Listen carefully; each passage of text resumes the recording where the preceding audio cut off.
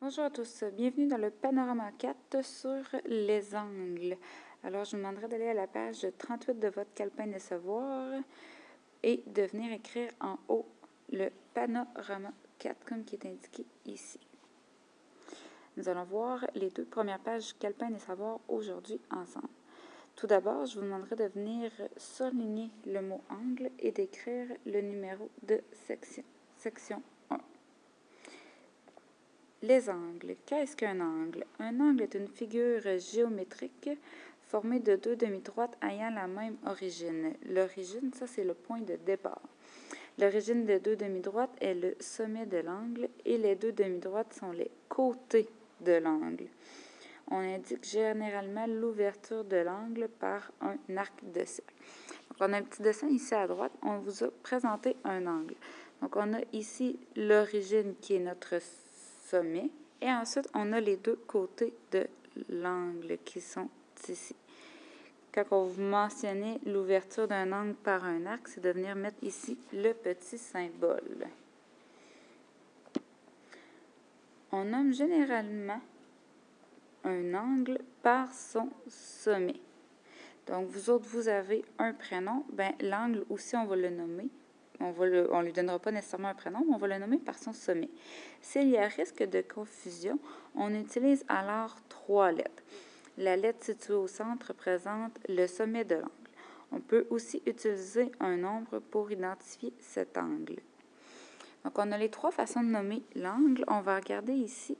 J'ai un angle. J'ai l'angle qui est tracé à ma droite. On dit qu'on a l'angle A qui mesure 35 degrés. Pourquoi? Bien parce que son sommet, c'est l'angle A. On va aussi nommer cet angle-là l'angle BAC. Pourquoi? Parce qu'on a le sommet qui est tracé ici, notre angle par les côtés. Donc, j'ai le BAC. Ce sont mes 3 sommets. On peut aussi appeler notre angle l'angle 1 parce que c'est le petit nombre qui est au centre. Je reviens à côté. On dit qu'on utilise parfois des symboles pour alléger l'écriture. Donc, on peut être lâche en mathématiques quelquefois et c'est ce qu'on va faire. On va utiliser ici un petit crochet qui va signifier le mot angle. Et lorsqu'on va mettre un M devant, on va dire que on s'intéresse à la mesure de l'angle. Donc, on veut savoir c'est quoi sa valeur. On dit que pour mesurer l'ouverture d'un angle, on va utiliser ce qu'on appelle un rapporteur d'angle. Mais on ne se servira pas du rapporteur d'angle pour l'instant dans ce chapitre-là.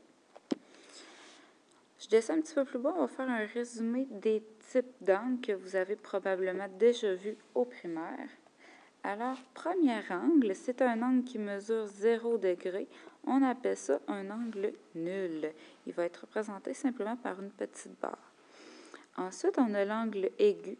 L'angle aigu, c'est bien important, il mesure entre 0 et 90 degrés. Il ne mesure pas 0 ni 90, mais va mesurer entre les deux.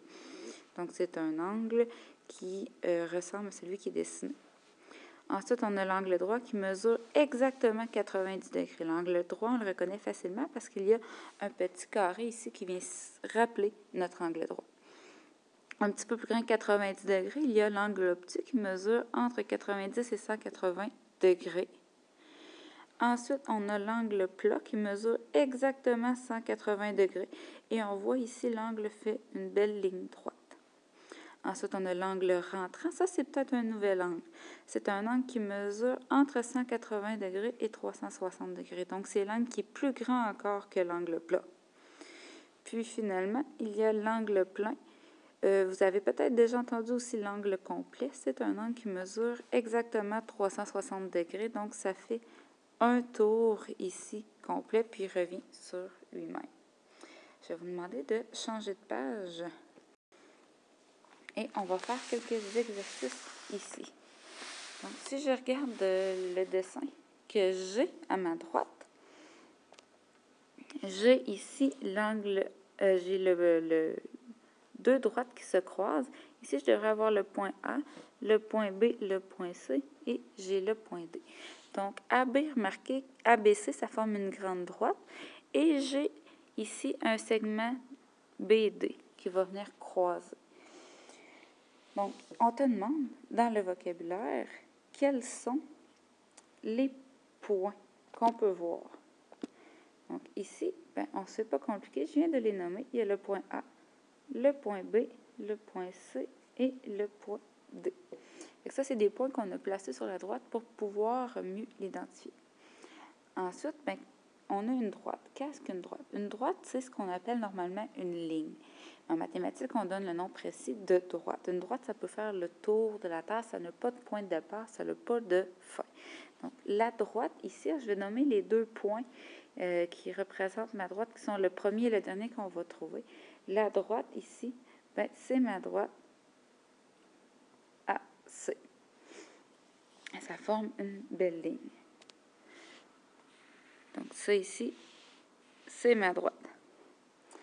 Ensuite, ben, je vais avoir une demi-droite. Une demi-droite, ça veut dire que ça a un point de départ et ça va dans l'autre sens. Ici, la demi-droite, ben, mon point de départ, c'est le B. Et le point qui va terminer ma demi-droite, c'est le point D. Donc, ma demi-droite, elle est dessinée en rose.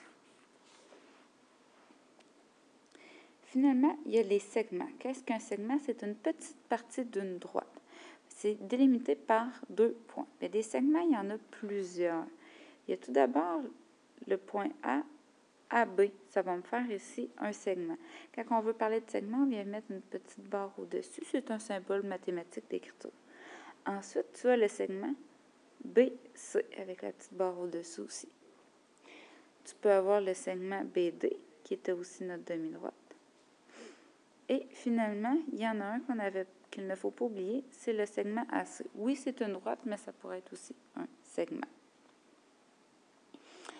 Un petit peu plus bas, on te parle de droite remarquable. Qu'est-ce que des droites remarquables? Ça veut dire qu'il y a un positionnement des droites. Alors, on peut remarquer que j'ai en bleu,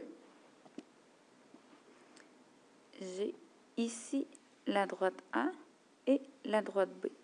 On dit que A et B sont des droites parallèles. Qu'est-ce que ça veut dire parallèles? C'est qu'elles ne se croiseront, elles ne se toucheront jamais.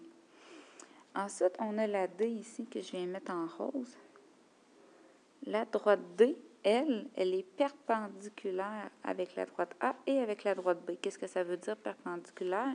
Ça veut dire qu'elles se croisent avec un angle de 90 degrés. Puis la droite C, elle, en vert, c'est une droite qu'on appelle sécante. Sécante, ça veut tout simplement dire qu'elle croise une autre droite. Donc, la droite C, elle est sécante avec la droite A, la droite et la droite B.